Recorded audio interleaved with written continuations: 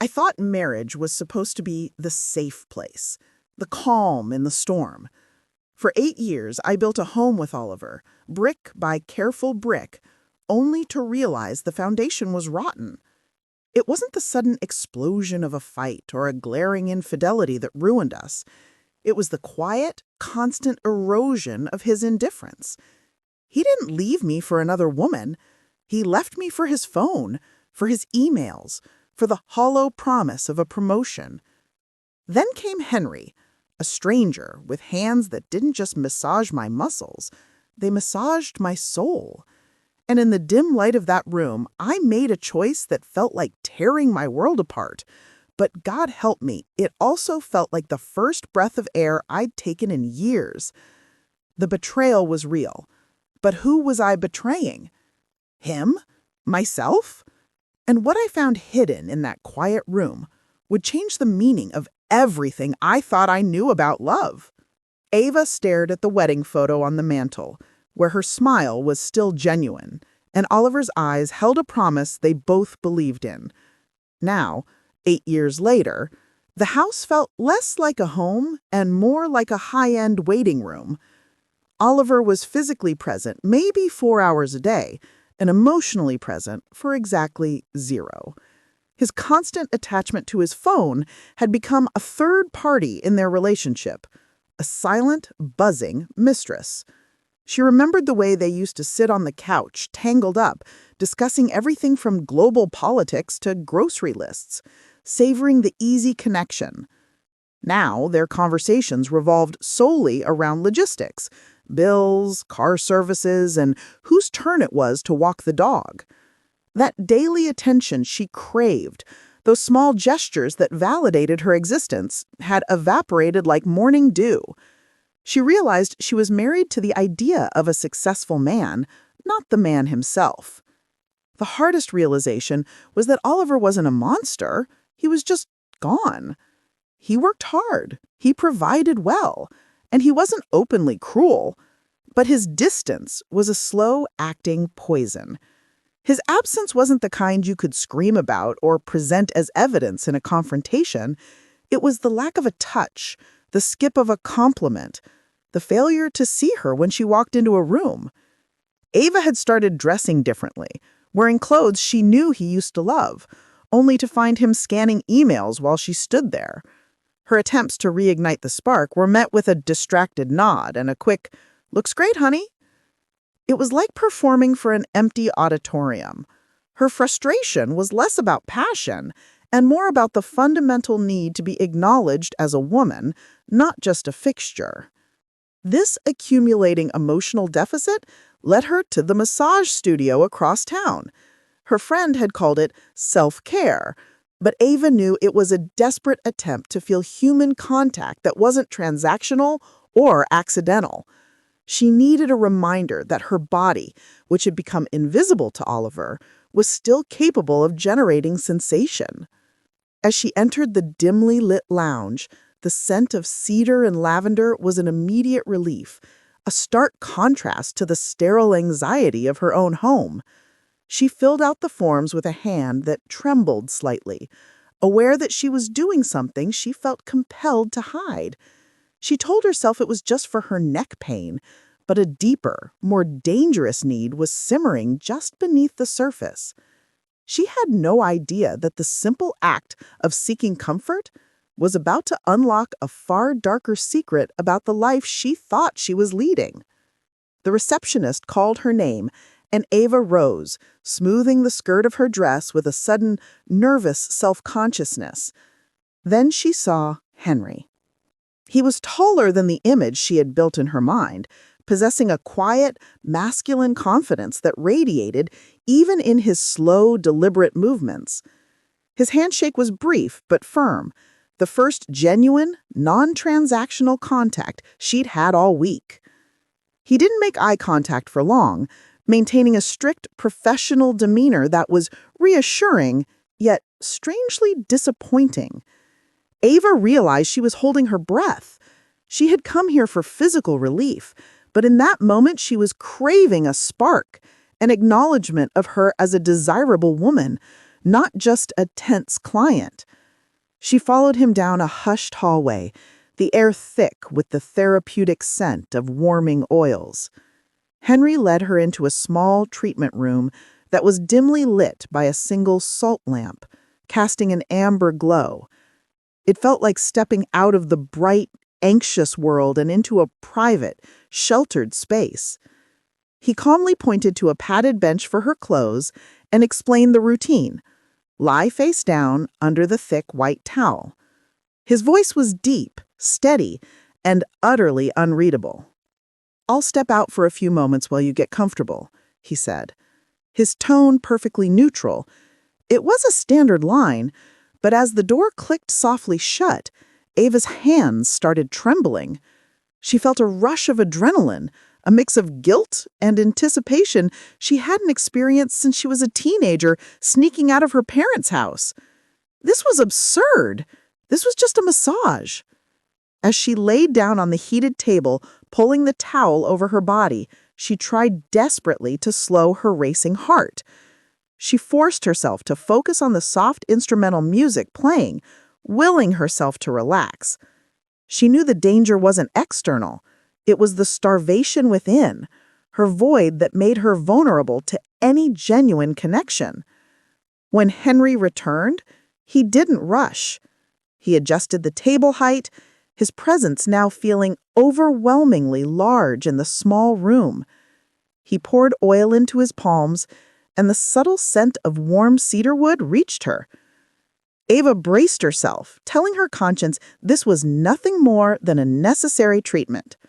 But the moment his hands first pressed into her shoulders, she knew she had underestimated the sheer power of human touch. The initial press of Henry's hands on Ava's back was exactly what she had expected, professional, deep, and focused on releasing stubborn knots. It was pure muscle therapy, and she sighed, allowing the first wave of tension to roll out of her body. He moved methodically, applying his weight with precision, kneading away years of stress that had accumulated in her shoulders and neck. For a few glorious minutes, she simply existed in the sensation, grounding herself. But as he moved down her spine, his movements started to change. The rhythm became slower, more deliberate, almost meditative. The glide of his palms lingered just a fraction of a second longer than necessary as they swept across her lower back. It was subtle, easily dismissed as part of the technique, yet it sent a distinct, low-voltage current through her entire body. Ava's breathing hitched. She tried to rationalize, telling herself that this was just her starved imagination projecting desire onto a simple therapeutic stroke. But the internal argument was immediately silenced by the undeniable warmth spreading across her skin, a heat that had nothing to do with the oil. She realized with a jolt that a man, a stranger, was touching her in places Oliver hadn't bothered to explore in months. The music in the background, a gentle flute melody, faded away, replaced by the acute awareness of Henry's presence. She could hear the steady sound of his breathing close to her ear, perfectly synchronized with the deep pressure of his hands. It felt profoundly intimate, like they were the only two people left in the world. This wasn't merely tension release. This was a foreign kind of attention, and she found herself craving more of it. Then came the moment that shattered the professional illusion. His thumbs pressed deep into the curves just above her hips, and instead of moving away, they traced the very edge of the white towel. They held the position for a beat too long, a silent acknowledgement of the boundary. Ava found herself biting her lip, suppressing a sound that might betray her. She didn't dare move, didn't dare say a word. Her silence felt like a heavy, unspoken permission. She knew he hadn't fully crossed the line, not yet, but he had definitely pointed to it. The realization was both terrifying and intoxicating. As Henry's hands resumed their slow journey, Ava caught a glimpse of something in the corner of the room that made her blood run instantly cold. Ava's muscles tensed beneath the towel, not from pain, but from the chilling sight she had registered. A small, dark device mounted high on the wall, angled toward the table. It wasn't a standard security camera, but something more discreet, almost hidden within the lighting fixture. Her heart hammered against the mattress as a terrifying thought flashed through her mind. Was someone watching them? The immediate rational part of her brain screamed, "Paranoia! It's probably just a ventilation sensor or a speaker." But the conspiratorial, newly reckless part of her whispered, "This is a private room. This is a private studio." She forced herself to breathe, terrified to move or make a sound that might betray her discovery, or worse, acknowledge the potential danger. Meanwhile, Henry's hands had moved to the sides of her ribcage, the long, slow strokes brushing the very edges of the towel. The contact was deliberately sensual, leaving no doubt about his intent. It was a calculated risk he was taking, and his silence was challenging her to stop him. The tension from the hidden device, combined with Henry's touch, created a suffocating atmosphere of forbidden desire. She thought of Oliver, of the beautiful home and the empty promise of safety. That phantom thought of her husband, usually enough to trigger a flash of guilt, was now eclipsed by a sudden surge of defiance. If she was going to risk everything, she wouldn't let fear of an imagined threat or a distant husband dictate her choices. Her silence was her permission. Henry leaned in slightly to reach her lower back. As he did, his gaze flickered to the wall, catching his reflection and, in the process, hers. For a breathless moment, their eyes locked in the angled reflection, a fierce, mutual recognition of the line they were standing on. It was a look that stripped away the pretense of professionalism completely. He looked away first, his movements resuming with renewed boldness. His hand slipped beneath the towel just enough to press firmly against the delicate curve of her waist, a fleeting but undeniable gesture. Ava realized with a sickening certainty that the risk, whatever it was not enough to make her pull away. The only thing more terrifying than the thought of being exposed was the thought of this intense attention stopping. The fear of the hidden device was real, but it was surprisingly fragile. It was quickly overpowered by the overwhelming tide of sensation that Henry's hands were unleashing. He moved away from her waist only to return, pouring a generous amount of oil onto her lower thighs, working from the outer edges inward. Every stroke was a slow, deliberate movement that spoke volumes. Ava's body responded with a deep, involuntary tremor. The thought, "This is wrong," was instantly drowned out by the powerful realization that she felt intensely, brilliantly alive. This attention, this focus, was exactly what she had been starved of for so long in her emotionally barren marriage to Oliver. The guilt was there, but it was just a dull ache beneath the roaring flood of raw, forgotten desire. He paused, his hands just shy of the most intimate area, a line drawn in the sand, daring her to move. It was a calculated form of psychological torment, and Ava felt her breath grow shallow, her heart pounding a frantic rhythm against the table. She wanted to scream, to ask him to stop, to tell him this was inappropriate, but she couldn't. She was paralyzed by an overwhelming craving. In a moment of pure desperation and defiance, she subtly shifted her hips, pressing herself ever so slightly into the heat of his palm. It was a silent, reckless signal, a tiny act of surrender that felt monumental. She knew, and she knew Henry knew, that this small movement erased any pretense that this was strictly therapeutic. He caught her eye again in the mirror's reflection. His expression remained calm, yet his eyes were dark with an unmistakable hunger that mirrored her own turmoil. In that fleeting second, their unspoken agreement solidified. She had given him permission, not with words, but with her body's quiet, desperate plea for attention. Henry did not hesitate. His hand slid further, moving past the previous boundary, pressing firmly against the soft, inner curve of her leg. It was a bold, undeniable trespass, but instead of pulling away, Ava released a soft, shuddering exhale. She had crossed the line, but she had no idea that her one moment of selfish release was about to expose a secret that endangered far more than her marriage. The room was now silent, except for their labored breathing and the low thrum of the music. Henry's movements became a blur of urgency and practiced skill. Ava had surrendered completely, the years of accumulated loneliness pouring out of her in a rush of desperate sensation. The guilt was a distant, muted noise. The feeling of being wanted was an overwhelming roar.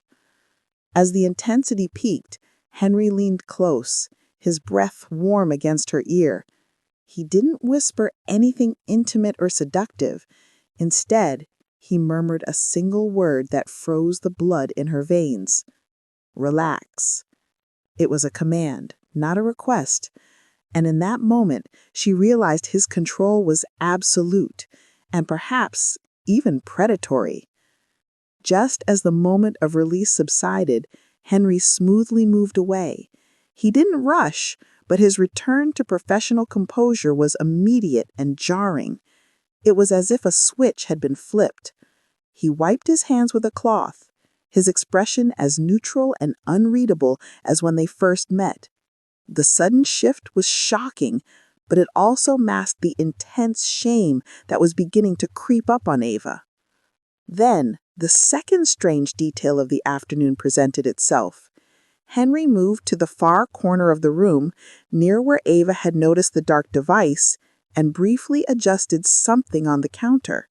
She caught a flash of light reflecting off a small metallic object, which he quickly concealed beneath a towel. It looked too deliberate, too secretive to be innocent. When he turned back, he offered her a glass of water and a faint, knowing smile. Not the polite smile of a therapist, but the smirk of a man who held a secret. He didn't acknowledge what had just happened, treating the previous 10 minutes as entirely routine. The sheer nonchalance was terrifying. Ava pulled the sheet up, clutching it to her chest, her mind reeling. She felt cheap, alive, and utterly trapped. Her moment of liberation had come with an unnerving price. She was entangled with a man who operated with cold, calculated precision, and who seemed to be hiding something serious in that room. But it was only later that night, back in her quiet house, that Ava would discover the true reason for Henry's chilling confidence. Ava drove home in a daze, the scent of sandalwood and sweat clinging to her skin like a badge of dishonor and a victory banner all at once. The guilt finally caught up, heavy and suffocating, yet it was laced with a strange, intoxicating sense of power. For the first time in years, she felt like she had control over her own narrative, rather than just being a footnote in Oliver's ambitious life. She walked into the quiet house, finding Oliver exactly where she expected him, in his study, engrossed in his laptop, his face lit by the cold blue screen. He barely looked up when she entered, offering a mumbled, "Back late?" before sinking back into his work. This indifference, the very thing that drove her to Henry, was now the shield that protected her secret. Ava went through the motions of making dinner, her mind racing.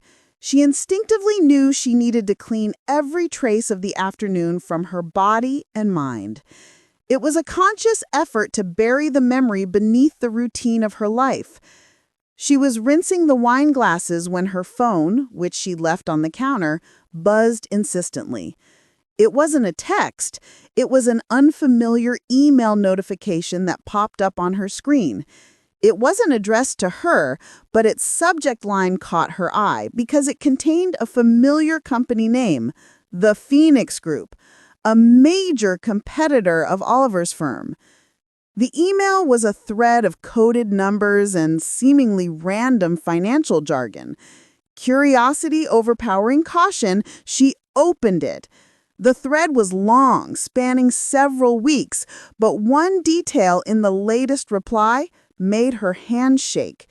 The email signature at the bottom of the cryptic message wasn't one of Oliver's colleagues.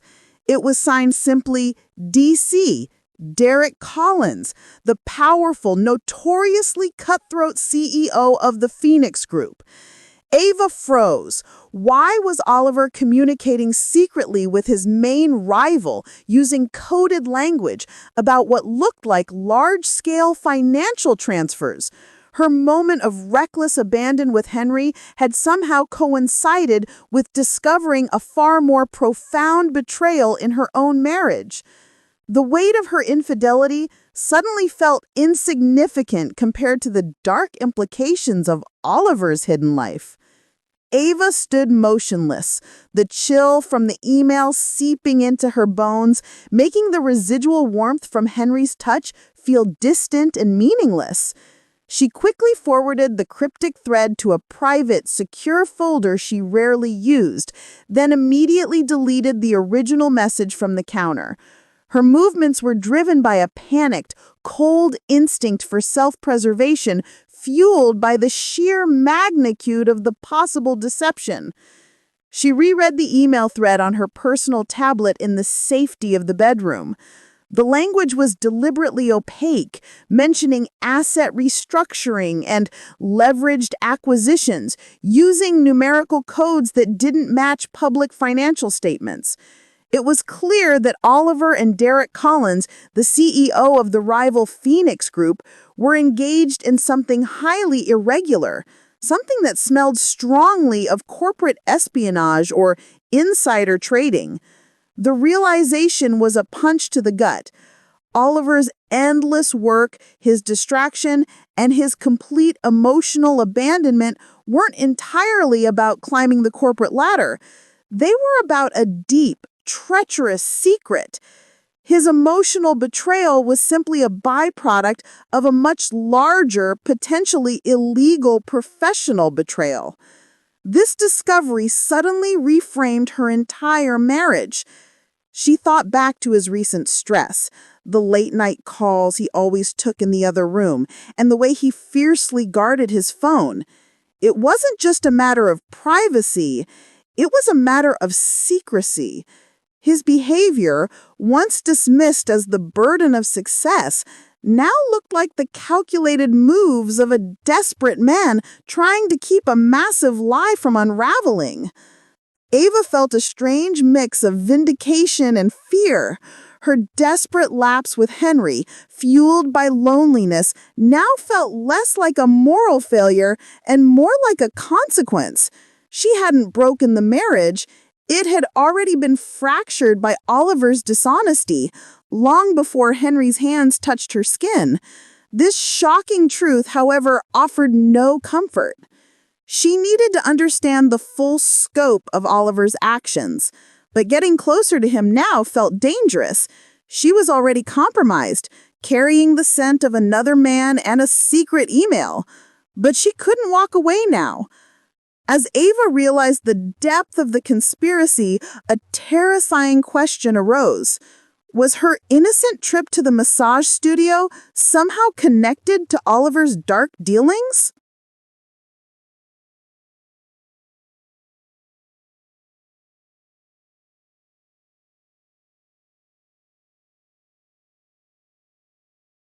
The next day, driven by a mixture of panic and determination, Ava found herself unable to focus on anything but the email and the image of Henry's composed face. She needed to know more about the massage studio. Was it truly a legitimate business, or was it a discreet front for something else? Her mind kept returning to the subtle camera she thought she'd seen and Henry's chewing professional detachment. She went online, using an incognito browser to search for Serenity Touch Studio and its address. The website was sleek and professional, featuring high-end images of tranquil rooms and glowing testimonials. Everything seemed entirely legitimate, which only intensified her suspicion. The most dangerous secrets often hid behind the most perfect facades. Then she searched for Henry.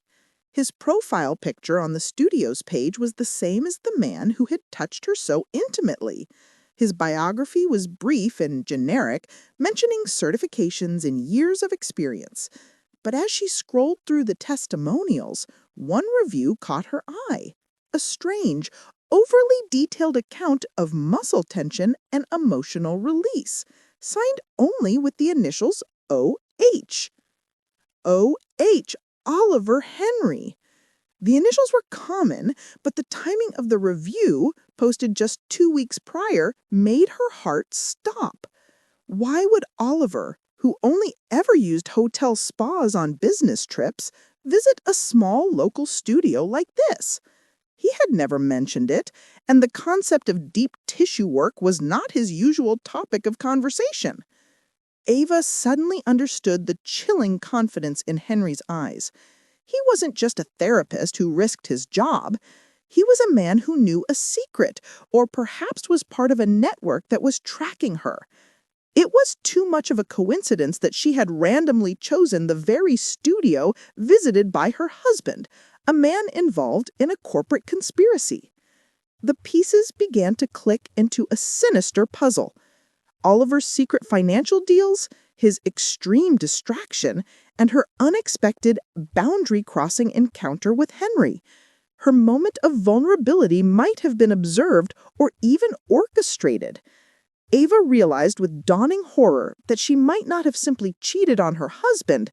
She might have walked into a meticulously crafted trap. The initials OH haunted Ava. She decided the only way to confirm her terrifying theory was to find out precisely why Oliver had been at the Serenity Touch studio. She spent the entire morning researching his schedule from 2 weeks prior, recalling his vague excuses for being late. He had claimed a sudden client dinner that night, a narrative now crumbling under the weight of the suspicious spa review. During their dinner, a silent affair where Oliver was, predictably, absorbed in his phone, Ava decided to test the waters. She needed to gauge his reaction without giving away her knowledge of the email or the full extent of her actions. She chose her words carefully, aiming for maximum impact with minimum information. "My neck has been killing me lately," Ava started, her voice sounding deceptively casual. "My friend recommended this place across town, a massage studio. Said it was surprisingly good for deep tissue work. I think it was called Serenity Touch Studio?" She watched Oliver over the rim of her wine glass, her heart hammering a fierce rhythm against her ribs. Oliver's hand visibly froze, hovering over his phone screen. It was a minuscule, instantaneous reaction, but for Ava, who had spent years studying his nonverbal cues, it was a seismic event. His eyes flickered up wide for a fraction of a second before he quickly regained his composure, forcing a dismissive laugh. "A massage studio? You know I don't go for that holistic stuff, Ava. Too much woo-woo," he scoffed, shaking his head and finally placing his phone down, a rare gesture of attention. "Stick to your usual gym spa. Don't waste money on some shady new place." His denial was too fast, too aggressive, and the sudden interest in her activities was deeply unsettling.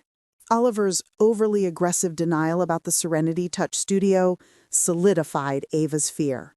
He had been there, and he was hiding something monumental. She spent the next few days in a fog, terrified to speak, yet unable to stop reviewing the details of her encounter with Henry.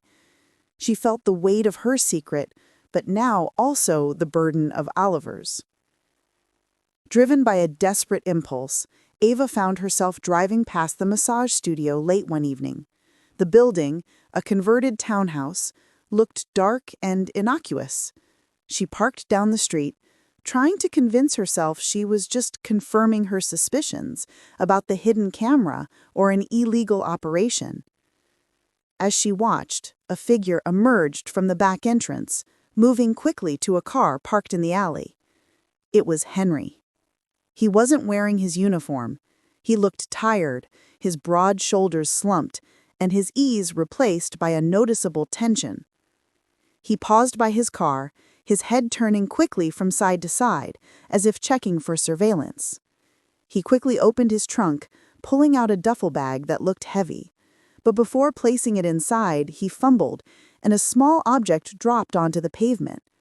Henry quickly scooped it up, but Ava, watching intently from the distance, recognized the item with a jolt.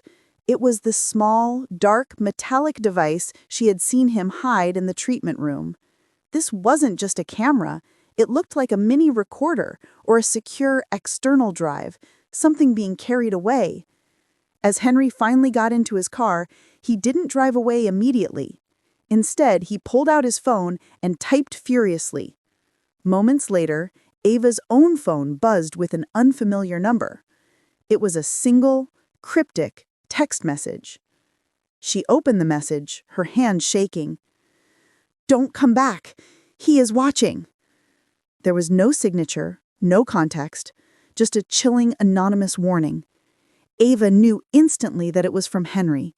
He hadn't just used her, he was trying to warn her, implying that the danger wasn't him, but Oliver.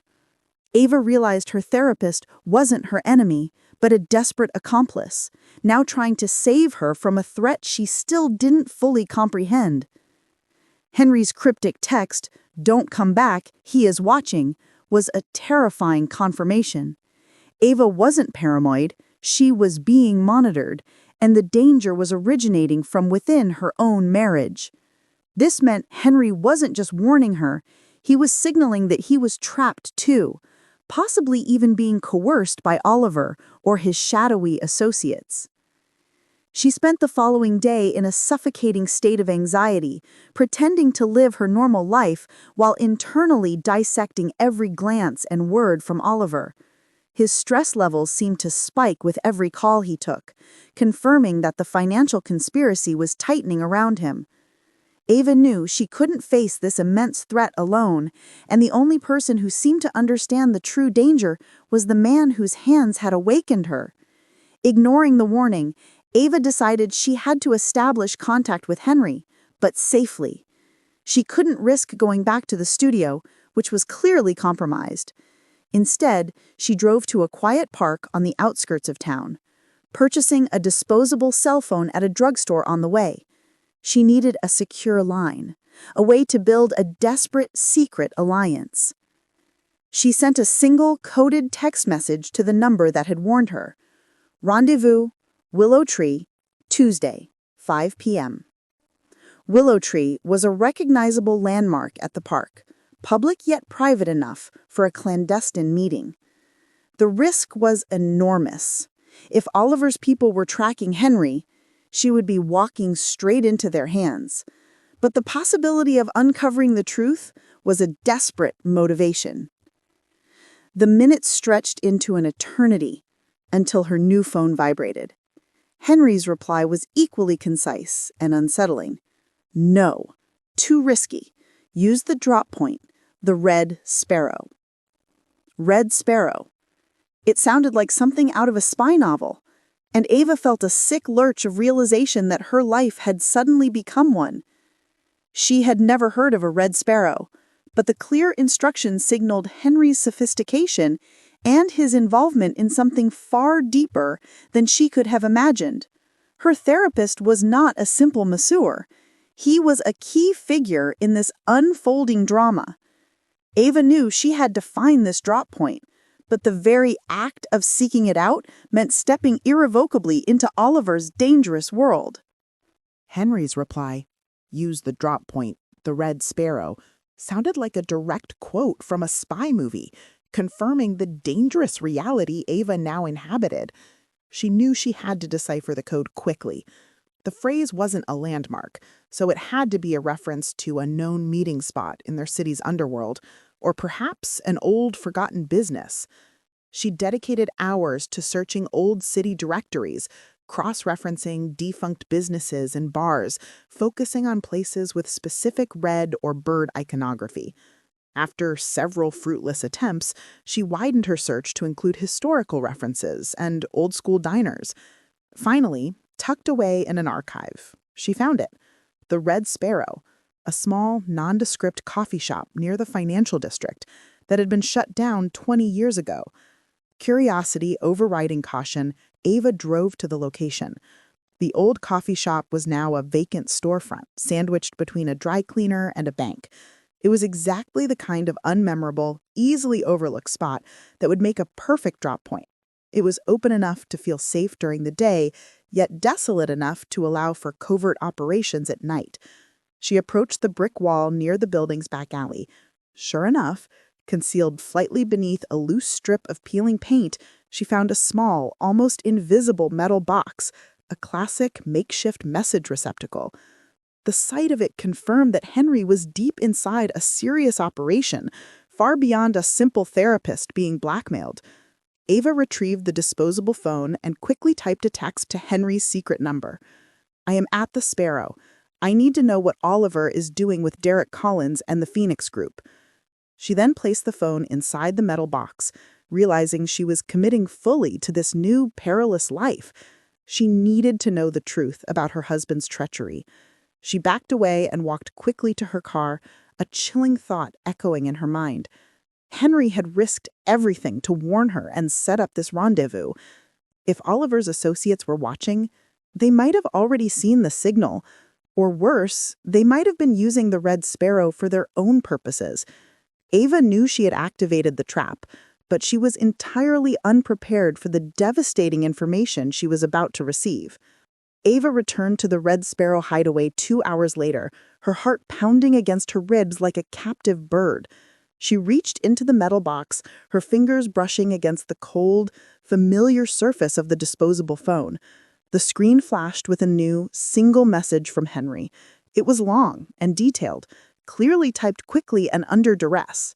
The message confirmed her worst fears about Oliver's corporate betrayal. Henry explained that Oliver wasn't just trading information with Derek Collins of the Phoenix Group.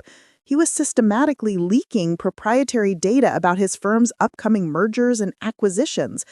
Oliver was essentially operating as a corporate mole, strategically sabotaging his own company for massive personal gain and a promised executive position at the rival firm.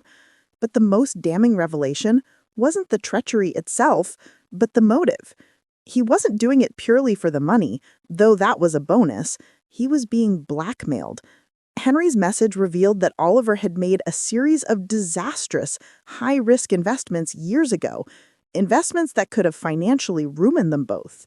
Collins knew the full extent of Oliver's debt and was using it to control him. This meant the successful life Ava admired was a meticulously crafted lie, built on massive debt and the crushing fear of exposure. Oliver's emotional distance hadn't been apathy, it had been panic. He was fighting for survival, not success. The betrayal was far deeper than Ava could have imagined. The message ended with a cold, clear warning about the massage studio. Henry confirmed the device Ava saw was a secure digital recorder. Collins's people had forced Henry to install it, hoping to catch executives in compromising positions to facilitate more blackmail. Ava's session had been a target, but her sudden appearance there was not random. Henry revealed that Oliver had unknowingly suggested the studio to Collins's associate as a safe spot, and it was that mistake that inadvertently put her on their radar. Ava felt sick.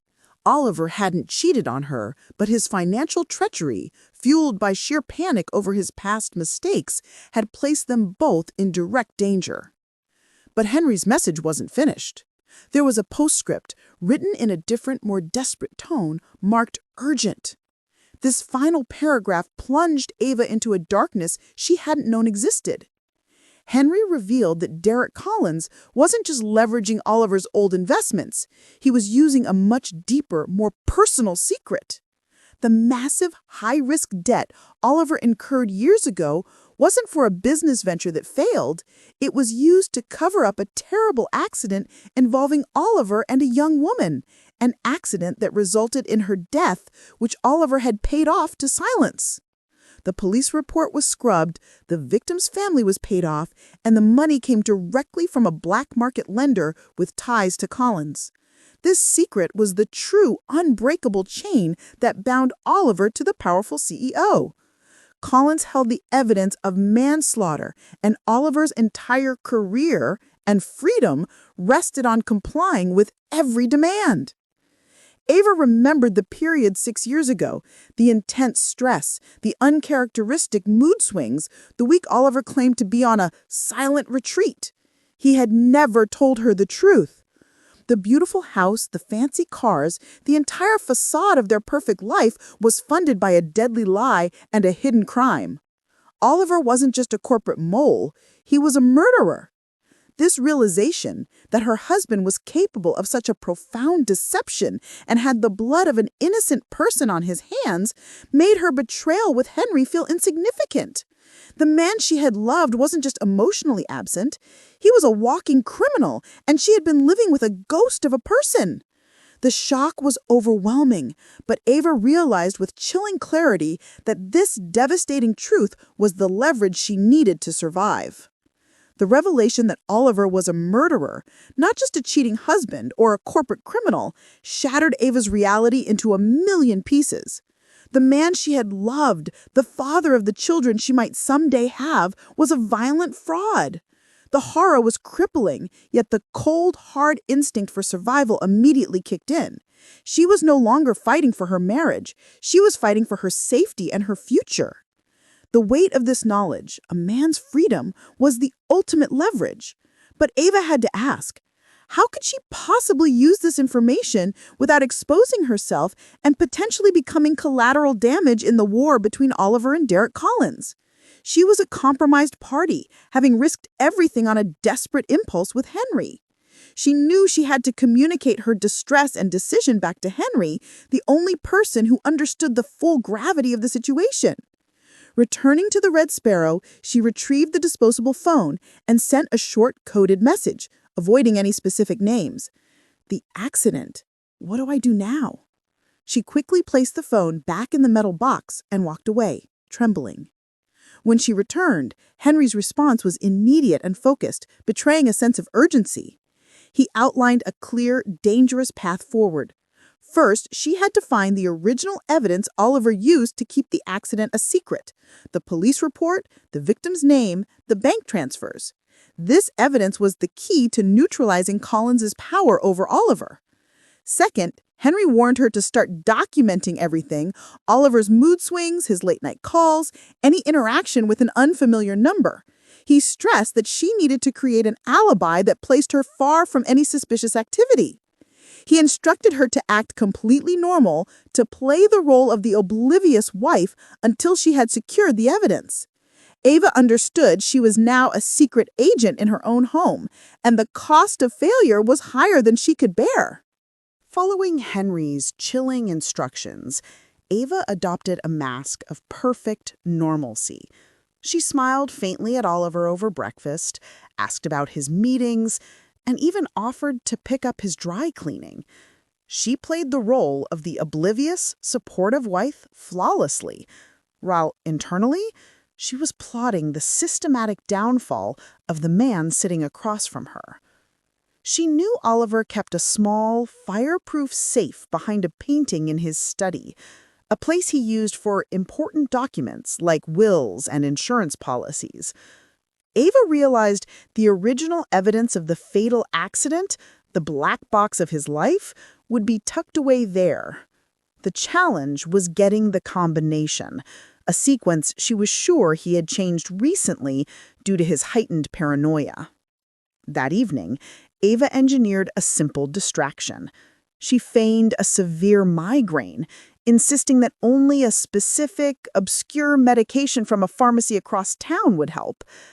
Oliver, anxious to keep her quiet and away from his study, grudgingly offered to go, leaving his phone and his briefcase unguarded on his desk. Ava's hands were sleek with sweat as she entered the study. She knew she had mere minutes. She spotted a small, leather-bound notebook tucked into the lining of his briefcase.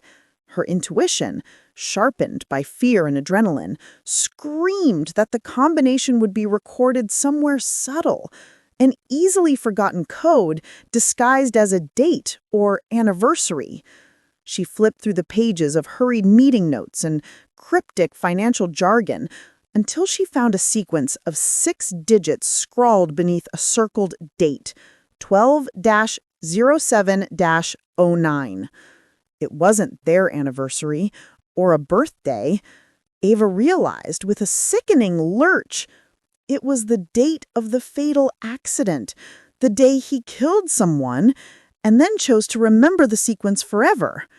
She now held the key to Oliver's freedom, but the act of opening that safe would unleash a danger she was entirely unprepared to face.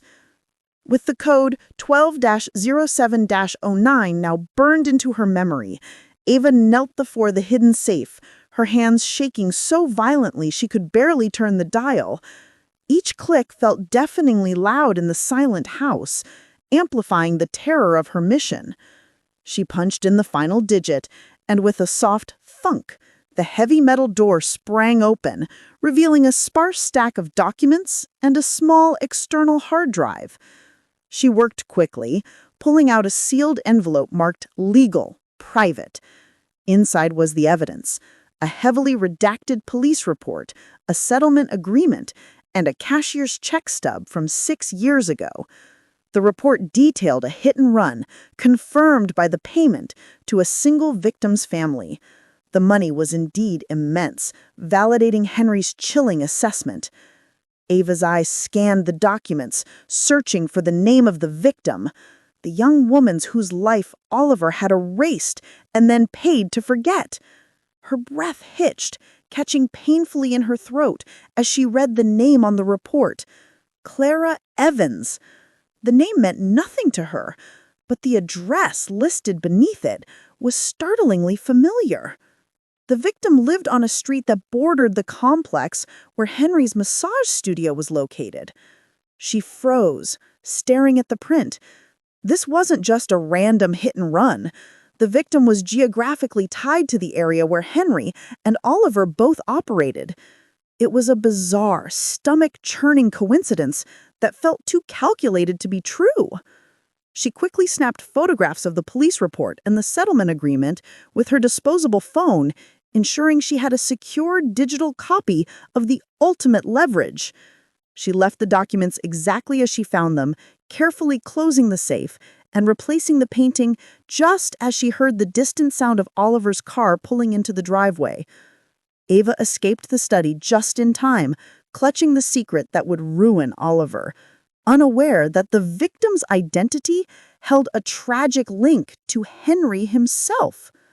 Back in the safety of her bathroom, Ava stared at the name on the photographed report: Clara Evans.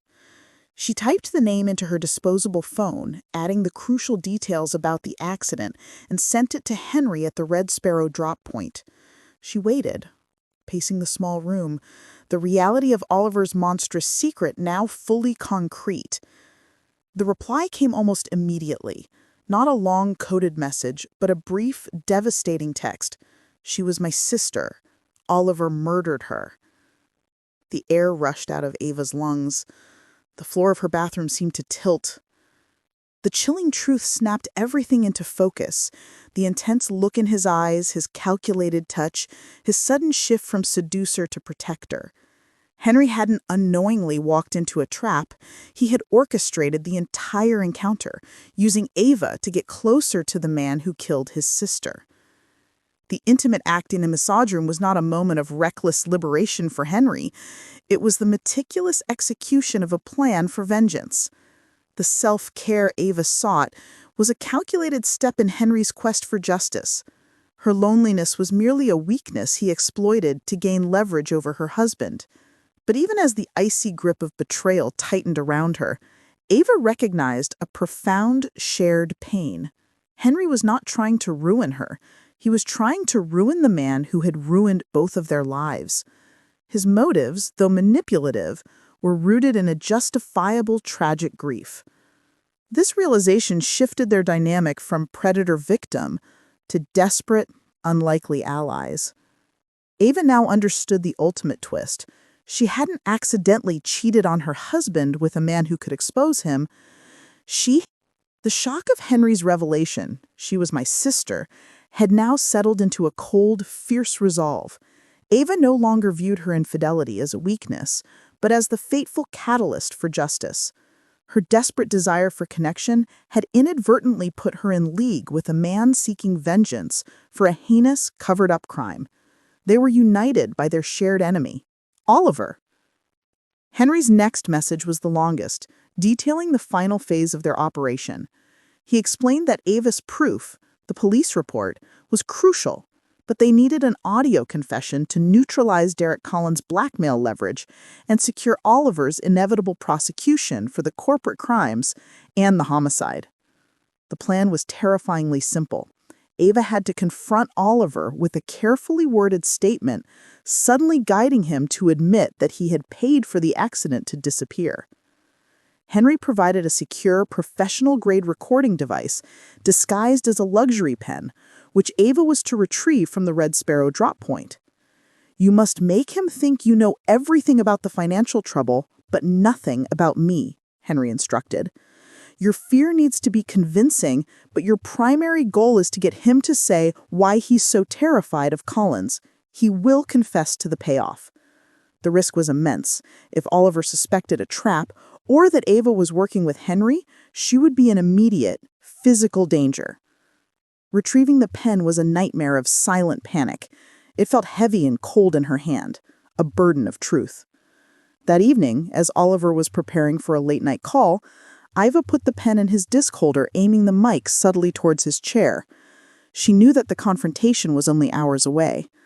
Ava was ready to face her husband, but she had no idea that Oliver was about to reveal one final calculated lie that would change the whole meaning of her struggle. Ava approached Oliver in the study, where the recording pen lay waiting. She didn't feign a migraine this time. She simply walked in and laid the photographed police report on his desk.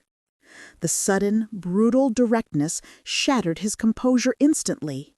His face went ashen, and the professional mask he wore for 8 years crumbled. "I know about the Phoenix Group and Collins," Ava said, her voice trembling but steady. "I know about the corporate espionage and the debt. But I want to know why you dragged me into this. Why did you risk my safety?" She focused relentlessly on the financial pressure, exactly as Henry had instructed, making him believe her anger was rooted in money and fear, not the homicide. Oliver didn't deny anything. He launched into a desperate, panicked explanation, confirming the blackmail and the immense debt. He admitted he was a mole, a puppet controlled by Collins, and his voice cracked as he apologized for the danger. As he spoke, the tiny pen was diligently capturing every syllable of his corporate confession, securing his legal ruin. Just when Ava thought she had the proof she needed, Oliver looked up, his eyes filled with a desperate, chilling defiance. He leaned forward and lowered his voice, a final, calculated act of self-preservation. "You want to know how deep this goes, Ava? Fine. Collins isn't the only one I paid. Henry, your masseur, he wasn't trying to save you. He knew about the accident because he's a criminal. He was the one who took the money, and he came back for more." The sudden, brutal accusation against the man who had risked his life for her justice sent a shockwave through Ava. Oliver claimed Henry wasn't Clara's grieving brother seeking justice. He was a blackmailer who had already taken the payoff 6 years ago and was now extorting Oliver again. Ava had the corporate confession, but Oliver's final twist cast a terrifying shadow of doubt over Henry's true intentions. Oliver's final, desperate accusation against Henry hung in the air, a poisonous, calculated lie designed to save himself. Ava's mind raced, analyzing the competing narratives, the grieving brother versus the greedy blackmailer. But then she looked at the documented evidence in her hand. Oliver's entire confession, his panic, his fear of Collins, and his admission of the payoff was now recorded. Ava walked out of the study without another word, clutching the pen. She did not engage in Oliver's psychological warfare. She knew the truth was simple. Whether Henry had taken money before or not, Oliver was undeniably guilty of corporate crime and the fatal hit and run. His freedom was over. She immediately sent the audio file to Henry via the disposable phone, adding a final, decisive text. "It's done. Did you take the money?" Henry's reply minutes later was the final piece of the puzzle, a devastating admission that held the ultimate life lesson. He confirmed he had taken the money 6 years ago, not for greed, but because Oliver's lawyer threatened to frame him for the accident, exploiting his past minor record. He took the money to protect himself, but the guilt and grief drove him back for justice. I needed him to admit he paid the debt, but the real debt was to Clara. Within 48 hours, the full consequences unfolded. Ava, using the financial evidence in the audio, went to the authorities. Oliver was arrested for corporate fraud and obstruction of justice, charges that would quickly lead to the reopening of the hit-and-run investigation. Derek Collins' network crumbled under the pressure. Ava was left alone in her beautiful empty house, now truly free from the hollow promise of her marriage. She had lost a husband, but she had saved herself. Her one moment of reckless infidelity, born from loneliness, had become the unlikely trigger that exposed a vast network of lies, proving that silence often carries a greater cost than speaking the truth. She never saw Henry again. He had disappeared into the anonymity he craved, a shadow figure who risked everything for his sister's memory. Ava had crossed a moral line, but she walked away with a profound lesson. A lie, no matter how beautifully packaged, will always rot the foundation of the life you build upon it, and sometimes you must risk absolute ruin to find your true beginning.